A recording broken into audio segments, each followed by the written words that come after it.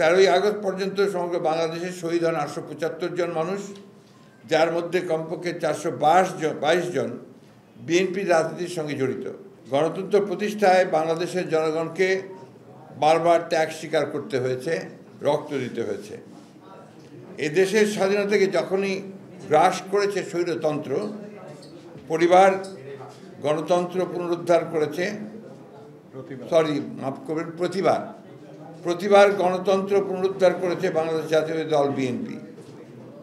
বাকশালের পর বহুদলীয় গণতন্ত্র ও স্বৈরশাসনের পর সংসদীয় গণতন্ত্র প্রতিষ্ঠার মাধ্যমে দেশের মানুষের অধিকার ও মর্যাদা ফিরিয়ে দিয়েছিলেন শহীদ প্রেসিডেন্ট জিয়াউর রহমান, বীর উত্তম এবং দেশনেত্রী বেগম খালেদা জিয়া।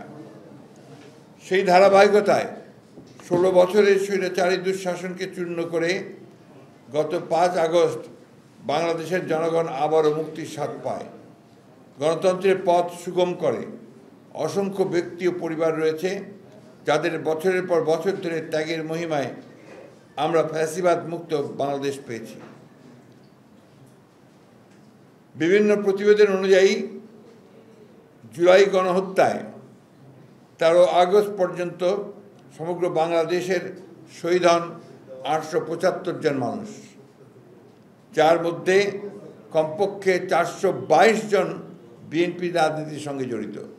আমি এটা আবার রিপিট করছি, এটা আপনাদের জন্য ইম্পর্টেন্ট, আমাদের জন্য ইম্পর্টেন্ট। গত